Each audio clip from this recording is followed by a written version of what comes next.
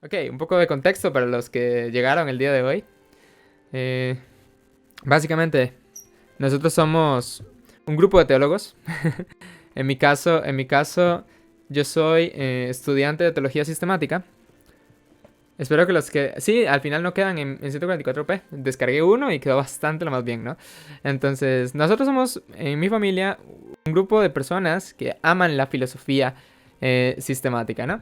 Entonces, a nosotros nos encanta básicamente todo lo que tiene que ver, que ver con la teología, ¿no? Entonces, a veces pasa de que una persona cuando se mete a estudiar teología sistemática empieza a tener como sus desvaríos y empieza a tocar temas como podría ser Apocalipsis, como podría ser Isaías, como podría ser Jeremías, y dejamos de lado los temas más esenciales, ¿no? Que son los cuatro evangelios, básicamente, ¿no? Entonces, estos temas que son más esenciales, hemos querido como reagruparlos y rehacerlos para que pueda salir algo interesante, ¿no? Entonces, ok, chicos, desde entonces comenzó Jesús a predicar y a decir, arrepentidos porque el reino de los cielos se ha acercado, ¿no? Mateo 4:17. Mateo 4:17 básicamente es un versículo que nos manda a nosotros a arrepentirnos porque el reino de los cielos se ha acercado, ¿no?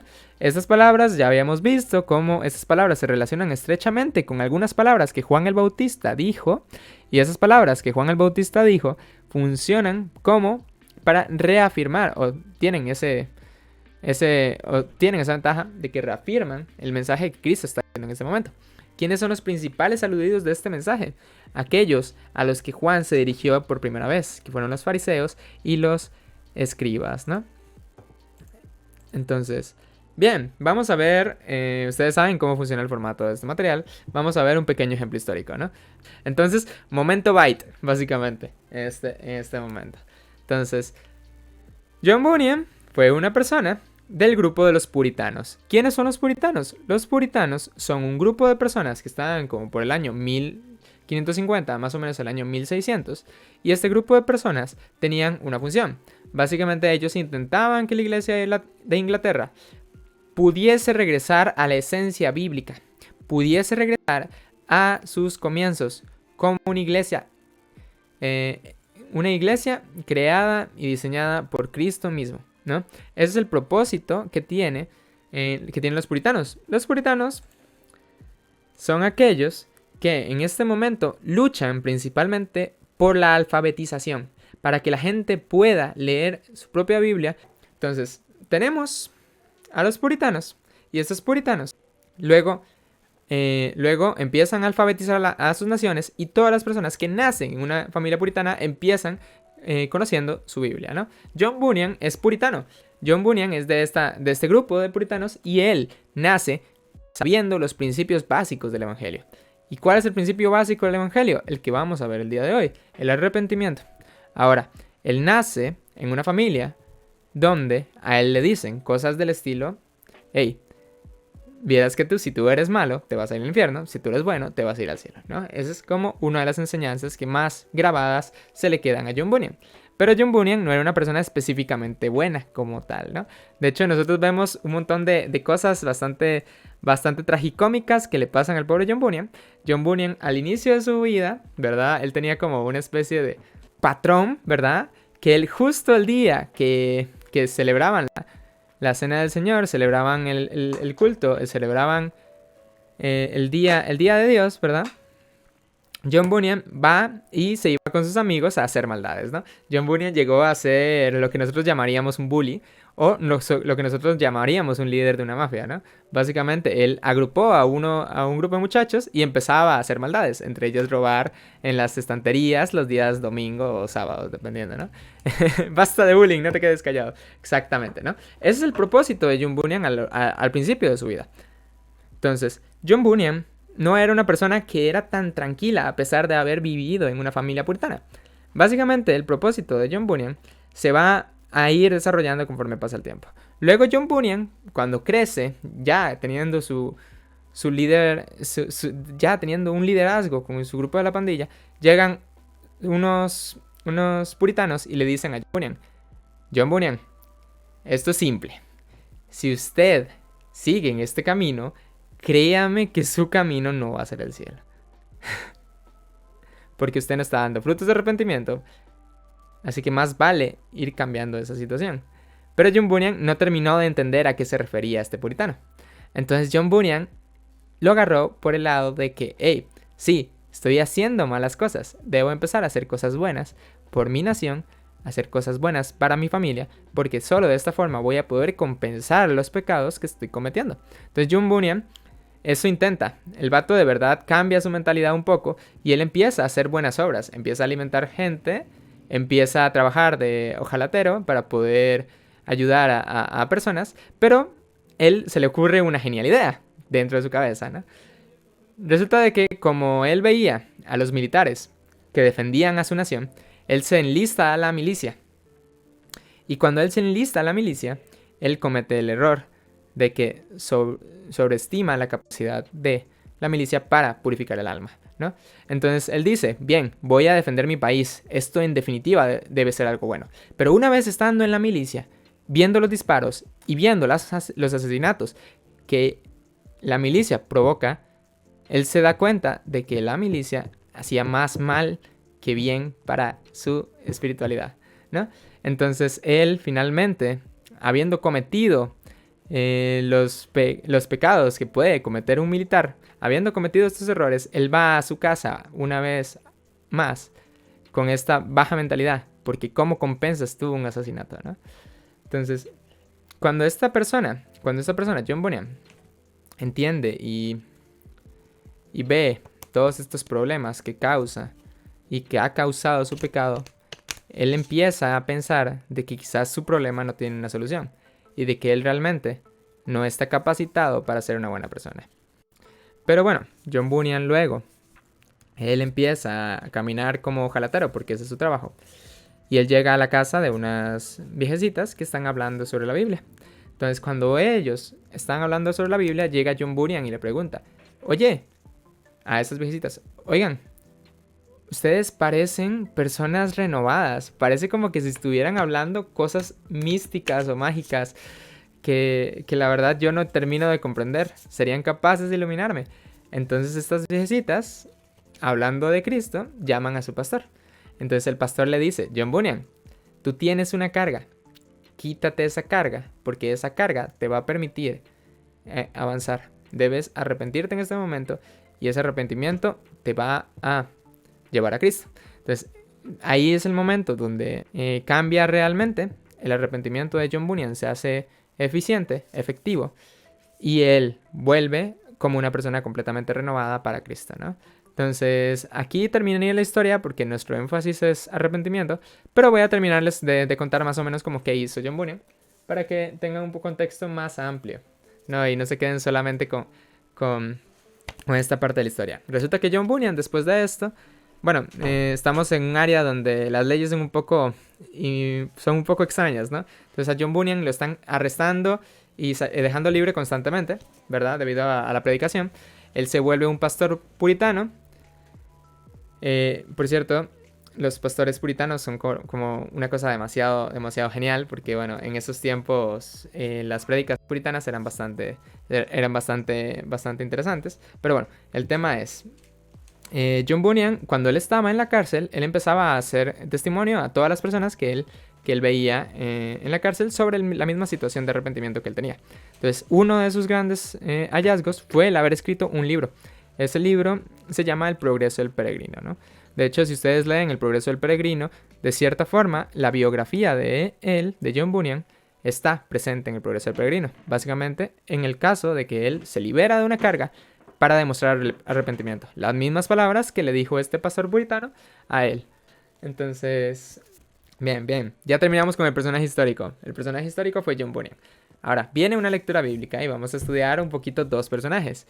Los dos personajes ya los mencioné el martes, pero básicamente son Pedro y Judas, ¿no? Aquel que no conozca la historia de Pedro y Judas, pues vamos a estudiarla juntos, ¿no? Entonces, bien. Recuerden que esto es arrepentimiento. Vamos a empezar con el personaje de Judas, ¿no? Entonces, llegamos a Juan 13. Juan 13 dice esto. Habiendo dicho Jesús esto, se conmovió en espíritu y declaró y dijo, de cierto os digo que uno de vosotros me va a entregar. Entonces los discípulos se miraban unos a otros dudando de quién hablaba. Uno de sus discípulos, el cual Jesús amaba, estaba recostado al lado de Jesús. A este pues hizo señas Simón Pedro para que se preguntase quién era aquel de quien hablaba. Él entonces, recostado cerca del pecho de Jesús, le dijo: Señor, ¿quién es? Respondió Jesús: a quien yo diere el pan mojado, aquel es. Y mojando el pan, lo dio a Judas Iscariote, hijo de Simón. Después del bocado, Satanás entró en él. Entonces Jesús le dijo: lo que vas a hacer, hazlo pronto. Pero ninguno de los que estaban en la mesa entendió por qué le había dicho esto, porque algunos pensaban, puesto que Judas tenía la bolsa, que Jesús le decía: compra lo que necesitamos para la fiesta, o que diese algo a los pobres. Cuando él, pues, hubo tomado el bocado, luego salió, y era ya de noche, ¿no? Entonces, ¿qué podemos notar aquí? Notamos que Judas está a punto de hacer algo bastante malo, ¿no? Entonces, Judas se le dice: hey, alguien me va a entregar, y el que yo le dé el pan mojado, ese va a ser el que me va a entregar. Jesús le da el pan mojado, ¿va? Ok, entonces, Lucas 22, Judas otra vez, ¿no? Entonces, estaba cerca la fiesta de los panes sin levadura, que se llamaba la Pascua. Los principales sacerdotes y los escribas buscaban cómo matarle, porque temían al pueblo. Y entró Satanás en Judas, por sobrenombre Iscariote, el cual era uno del número de los 12. Y este fue y habló con los principales sacerdotes y con los jefes de la guardia de cómo se lo entregaría. Ellos se alegraron y convivieron en darle dinero, y él se comprometió y buscaba una oportunidad para entregárselos a espaldas del pueblo. Entonces, aquí nosotros vemos más o menos lo que Jesús había mencionado, ¿no? Como Judas desde el principio ya estaba pensando y maquinando en vender a Jesús, ¿no? Entonces él va con los principales sacerdotes y él habla con ellos para entregar a Jesús, ¿no? Y finalmente vamos a ver una más. Habiendo dicho Jesús estas cosas, salió con sus discípulos al otro lado del torrente de Cedrón, donde había un huerto, en el cual entró con sus discípulos, y también Judas, el que le entregaba, conocía aquel lugar, porque muchas veces Jesús se había reunido allí con sus discípulos. Judas, pues, tomando una campaña de soldados y alguaciles de los principales sacerdotes y de los fariseos, fue allí con linternas y antorchas y con armas. Pero Jesús, sabiendo todas las cosas que le habían de sobrevenir, se adelantó y les dijo: ¿a quién buscáis? Le respondieron: a Jesús de Nazaret. Jesús Nazareno, más bien dicho. Jesús les dijo: yo soy. Y estaba también con ellos Judas, el que le entregaba. Entonces, aquí ya vemos la culminación del tema, ¿no? Entonces, llega un grupo de alguaciles, llega un grupo de soldados, llega un grupo de sacerdotes y fariseos, y agarran y topan a Jesús. ¿Debido a quién? Debido a Judas, ¿no? Y finalmente, llegamos a el clímax de la historia, ¿no? Tenemos de que Judas vende a Jesús, y vamos a leer esta parte, Mateo 27. Entonces Judas, el que le había entregado, viendo que era condenado, devolvió arrepentido las 30 piezas de plata a los principales sacerdotes y a los ancianos, diciendo: yo he pecado, entregando sangre inocente. Mas ellos dijeron: ¿qué nos importa a nosotros? Allá tú. Y arrojando las piezas de plata en el templo, salió y fue y se ahorcó. Ok, entonces, ¿cómo se dice? Una fuerte declaración, ¿no? Sobre todo el último versículo, ¿no? Entonces, vamos a hacer un pequeño repaso, ¿no? Resulta de que Jesús le dice: hey, tú me vas a entregar, Judas. ¿Judas qué hace? Judas va con los principales sacerdotes y convive en entregar a Jesús. Resulta de que Jesús, luego, estando en un momento de intimidad con los discípulos, es topado por unos guardias, una gente, y esa gente luego esa gente atrapa a Jesús debido a Judas. Y Judas, estando, voy a señalárselos, ¿no? Estando arrepentido, devolvió las 30 piezas de plata a los principales sacerdotes y a los ancianos, ¿no? ¿Por qué? Porque quería enmendar el error que había cometido, ¿no? Ahora sí, vamos a ver el caso de Pedro. El caso de Pedro es también bastante largo, ¿no? Le dijo Simón Pedro: Señor, ¿a dónde vas? Jesús le respondió, a donde yo voy no me puedes seguir, ahora más, me seguirás después. Le dijo Pedro, Señor, ¿por qué no te puedo seguir ahora? Mi vida pondré sobre ti. Jesús le respondió, ¿tu vida pondrás por mí? De cierto te digo, no cantará el gallo sin que me hayas negado 3 veces. Entonces, aquí podemos ver cómo Jesús hace lo mismo. Habla con él específicamente, le dice, hey, vieras que tú me vas a negar 3 veces. ¿No? Entonces, Mateo 26, Pedro estaba sentado fuera en el patio, y se le acercó una criada diciendo, tú también estabas con Jesús el Galileo. Mas él negó delante de todos diciendo, no sé lo que dices. Primera negación. Segunda negación. Saliendo él a la puerta, le vio otra y dijo a los que estaban allí, también ese estaba con Jesús el Nazareno. Pero él negó otra vez con juramento, no conozco al hombre. Tercera negación. Un poco después, acercándose los que por allí estaban, dijeron a Pedro, verdaderamente tú también eres de ellos, porque aún tu manera de hablar te descubre. Entonces él comenzó a maldecir y a jurar, no conozco al hombre, y enseguida cantó el gallo, ¿no? Entonces Pedro se acordó de las palabras de Jesús que le había dicho, antes que cante el gallo me negarás 3 veces, y saliendo fuera lloró amargamente, ¿no? Luego de eso tenemos Juan 21 que dice, cuando hubieron comido, Jesús dijo a Simón Pedro, Simón, hijo de Jonás, ¿me amas? ¿Me amas más que estos? Le respondió, sí, Señor, tú sabes que te amo. Él le dijo, apacienta mis corderos.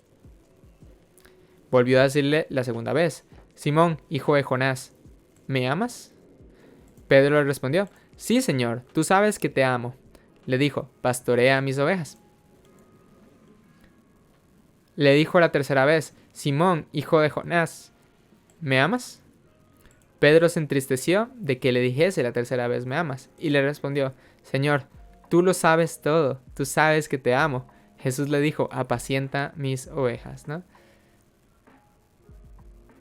De cierto te digo, cuando eras más joven, te ceñías e ibas a donde querías, mas cuando ya seas viejo, extenderás tus manos y te ceñirá otro, y te llevará a donde no quieras. Esto dijo, dando a entender con qué muerte había de glorificar a Dios. Y dicho esto, añadió, sígueme. Entonces, luego nosotros vemos a Pedro dando un discurso en Hechos 2, que no vamos a leer porque es extremadamente largo. Entonces, un cuadro comparativo, ¿no? Tenemos 2 ejemplos de personajes bíblicos que son bastante contrarios entre sí. Tenemos una persona que sintió arrepentimiento, según el texto, y esa persona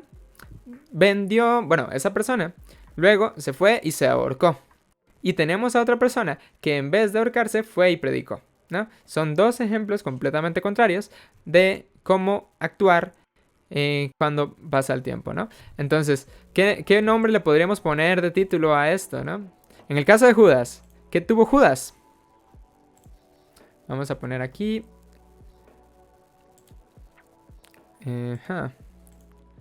Judas tuvo remordimiento, ¿no? ¿Y qué tuvo Pedro? Un genuino arrepentimiento, ¿no? Entonces, ese es el tema, ¿no? Vamos a ver la diferencia entre el remordimiento y el arrepentimiento. Es un tema bastante bien, ¿no? Ahí está Jotaro. Jotaro lo dijo perfectamente, ¿no? Lo que Judas tuvo es un remordimiento. De hecho, ya lo habíamos discutido y lo vamos a volver a discutir en un momento, ¿no? El martes lo discutimos, ¿no? ¿Qué declaraciones hace Jesús sobre sus futuros? ¿Qué le dice a Judas y qué le dice a Pedro? Empecemos por Pedro, ¿no? Quiero ver si ustedes me pueden ayudar, ¿no? ¿Qué le dice Jesús a Judas? Bueno, voy a estar dando las respuestas yo. Entonces, bien, vamos a ver. Tenemos aquí el caso de Judas. Judas se le dice a él que va a entregar a Jesús. Ahora, el caso de Pedro es bastante llamativo también, porque le dice Pedro, Simón Pedro, Jesús, empiezan a tener una conversación bonita, pero Jesús le dice algo bastante fuerte. No cantará el gallo sin que me hayas negado 3 veces. Ya lo hemos leído. Entonces, ¿qué es lo que hace Judas? me negarás. No, pero... Ya está hereje. Sí, ya estoy hereje, estoy dormido. Me entregarás. ¿Y qué le hace a Pedro? Me negarás, ¿no? Ahora, ¿qué aptitud mostraron antes de este error? Vamos a ir a Lucas 22, ¿no?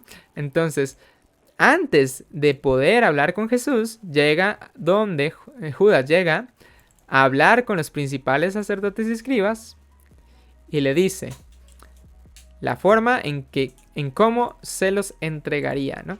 Básicamente eso es lo que hace. Entonces, ¿qué aptitud mostraron antes de pecar? Judas estaba buscando entregarle.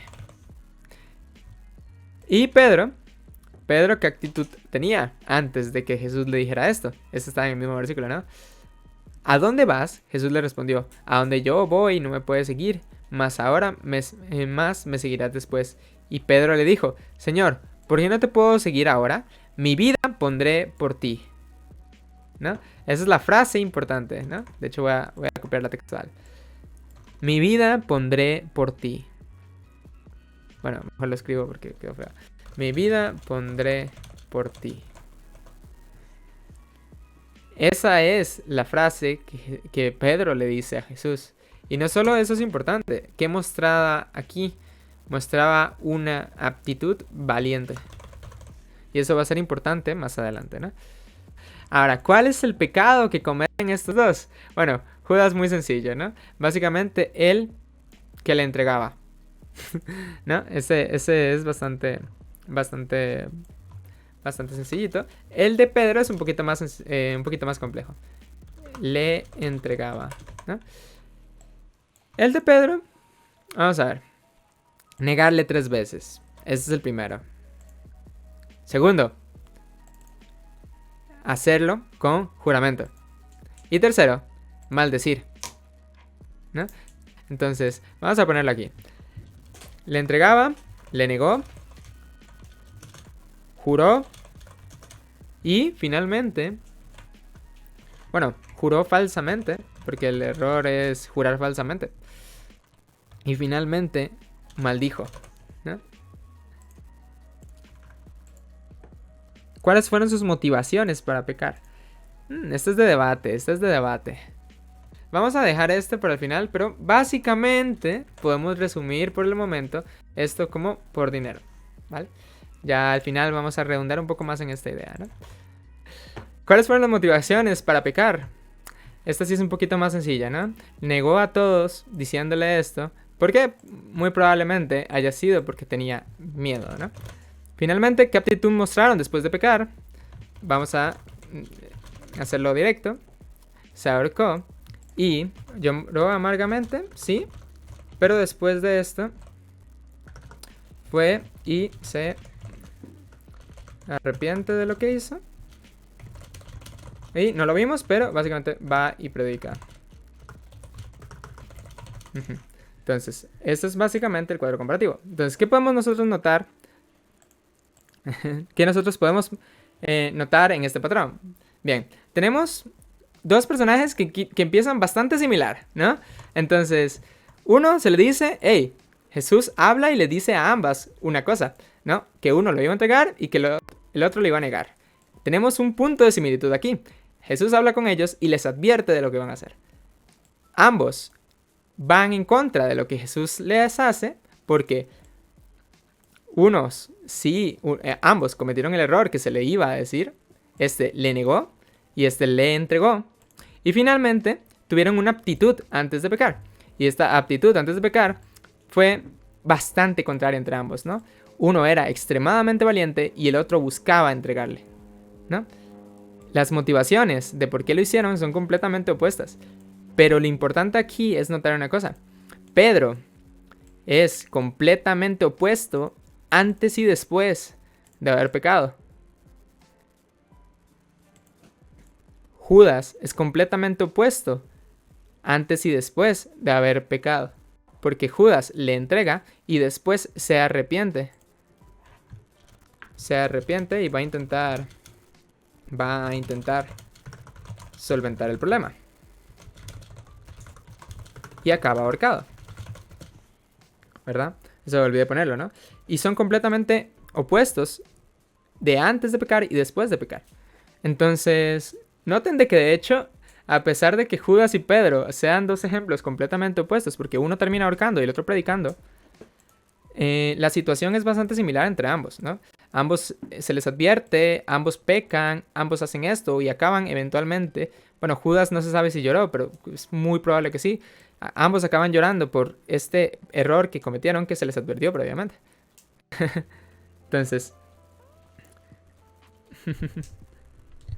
es muy interesante cómo de hecho estos personajes no son tan diferentes. Una vez viéndolo aquí, en el cuadro comparativo, estos personajes realmente no son tan diferentes uno al otro. Tuvieron una situación completamente diferente. Y vamos a ver a qué se debe esta situación completamente diferente. Entonces tenemos una traición contra una negación. Tenemos dos personajes que son bastante similares en el fondo, pero con una conclusión.